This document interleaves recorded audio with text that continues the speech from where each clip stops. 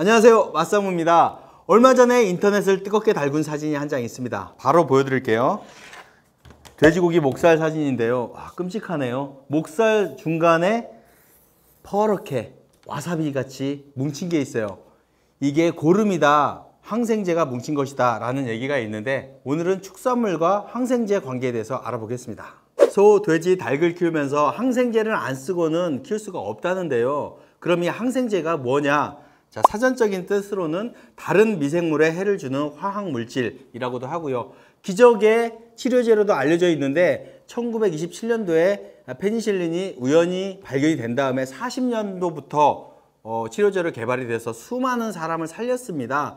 그런데 세균을 죽으면서 우리 몸에 이로운 균까지 죽이고 또 내성이 생겨가지고 여러 가지 부작용이 지금 얘기가 되고 있습니다. 항생제 오남용으로 인한 부작용은 여러 가지가 있는데, 어지러움, 발진, 설사, 이명, 경련 여러 가지 중에 가장 중요한 건 내성이 생기는 거죠. 그래서 아무리 항생제를 써도 죽지 않는 슈퍼바이러스가 생긴다고도 합니다.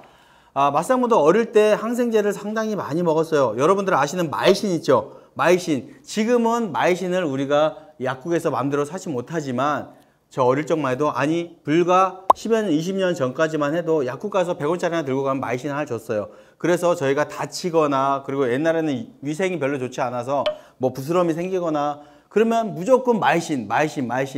그 어른들이 먹어야 할 정도의 약을 저 어린 날에도 굉장히 마이신을 많이 먹고 자랐던 것 같아요. 그래서 제가 농담으로, 저는 수면 내시경 같은 거 하면 잘 마취가 안 돼요. 마이신을 많이 먹어서 마취가 안 된다, 그런 식으로 농담도 했는데 정말 항생제를 오남용이 심각했었죠.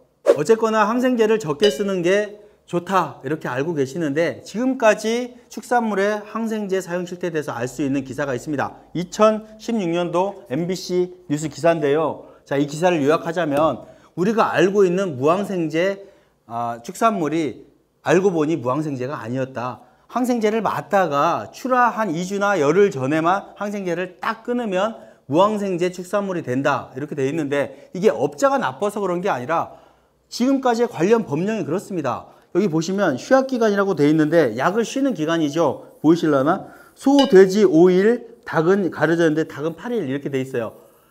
약을 쉬는 기간이 5일이기 때문에 휴약기간의 2배만 지나면, 열흘만 지나면 무항생제로 출시가 되었다. 이거 황당한데요.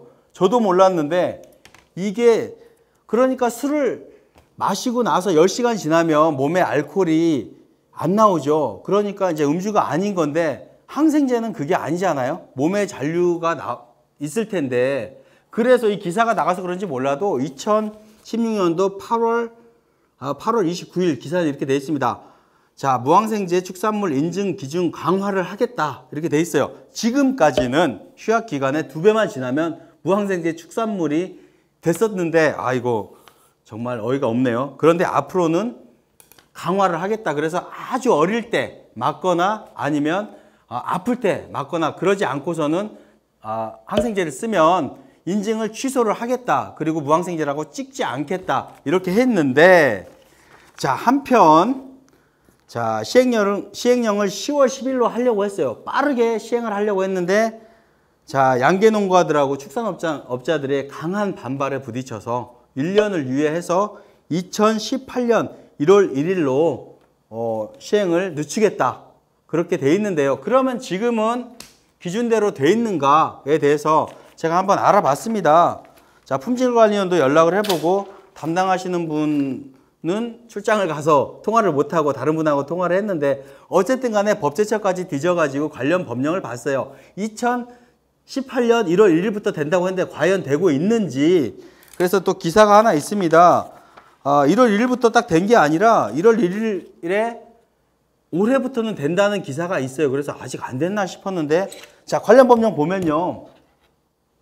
자, 보면은 쭉 이 내용이 있는데, 앞으로는 이렇게 2개월 이내, 1개월 이내, 뭐 3주 이내 이때만 맞아야 무항생제 농산물로 인정을 하고, 그 이후에 맞으면 무항생제 농산물로 인정을 안 하겠다. 그리고 사료에도 농약이나 항생제가 들어가면 안 된다 이렇게 돼 있는데, 이거 굉장히 강화가 됐고 좋죠. 그런데 보면 2, 3에 따라, 2, 3은 이제 아플 때라는 얘기예요. 병 걸렸을 때 동물의 약품을 사용한 경우와 아래 질병 취약 시기에 질병이 발생하여 동물 사용한 경우에는 2개로 돼 있죠. 그러니까 아팠을 때 맞았을 때하고 질병 취약 시기 아주 어릴 때 맞은 때는 여기도 휴약기간에 2배 기간이 경과한 후에는 무항생제 축산물로 인정할 수 있다. 이렇게 돼 있는데 제가 볼 때는 기존 법령하고 뭐가 달라진지 모르겠습니다. 이 부분에 대해서는 좀 더 연구를 해봐야 되는데 제가 담당자하고 말씀드린 대로 통화를 못 해봤는데 통화를 하거나 좀 더 알아보고 나중에 알려드릴게요. 이 문구상으로 보면 지금 현행 법령인데 와니까 이 아주 어릴 때 맞았을 때와 아팠을 때 맞았을 때는 휴약기간 지나면 출하를 할 수 있다. 이렇게 돼 있습니다. 예전 법령하고 뭐가 달라져 있는지는 크게 느끼지 못할 것 같아요. 무항생제에 관련한 법규는 계속 강화가 될 테고 시행을 어떻게 하는지에 대해서는 제가 다시 한번 알려드리겠습니다. 정말로 그렇게 되고 있는지 알려드릴 텐데 자, 지금까지 무항생제 말씀드렸는데 우리가 무항생제 돼지고기만 먹는 게 아니잖아요. 보통 그냥 돼지고기를 먹는데 나머지는 이 무항생제 관련 법규하고도 상관이 없는 거예요. 그러니까 우리는 무항생제로 안 팔 거야 하면 되는 건데 항생제를 맞는 거죠. 그런데 무항생제 돼지고기의 양은 20%도 안 돼요. 그리고 제가 보면서 황당했던 게 뭐냐면 그때 당시에도 전체 출하량의 20% 정도밖에 무항생제가 안 됐어요. 그러면 휴약기간을 열흘 정도나 2주 정도만 가져도 무항생제가 되는데도 더 비싸게 팔리는데도 무항생제의 휴약기간을 안 가졌으면 우리가 출하 전까지 그러면은 약을 찔렀다는 얘기인데 그 정도로 약을 안 찌르고는 고기를 키울 수가 없는지 그런 의문점도 있었고 무항생제 축산이든 항생제 축산이든 간에 주사를 한 방도 안 맞은 축산물은 우리가 시중에서 사 먹는 중에는 없다고 보셔야 됩니다. 그러니까 무항생제 축산도 휴약기간 아주 어릴 때라도 주사를 맞아야 되는 거예요. 그래서 정말 주사를 안 맞고는 키울 수가 없다. 그렇게도 얘기를 하고요. 제가 인터뷰 정육업자들도 여러분들하고 했는데 자, 이 그림을 다시 한번 갖고 나왔는데 이 그림의 진실에 대해서 다시 한번 말씀드릴게요. 야, 이런 걸 본 적이 있냐? 말씀을 드리니까 5월 달에 가장 많이 돼지가 출하되고 가장 많이 잡는다고 합니다.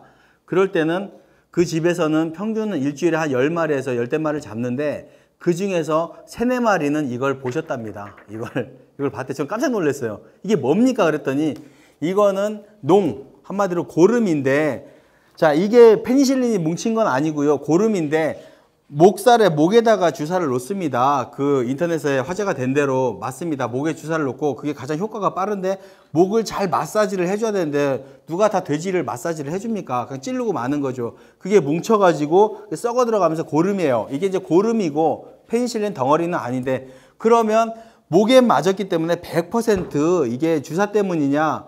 그런데 이게 꼭 다리에도 나온답니다. 뒷다리나 그런 부에도 나오기 때문에 이게 꼭 페니실린에 뭉친 게 아니라 어쨌든 간에 고름이 뭉친 거다. 목이나 뒷다리나 다른 부에서도 발견이 된다.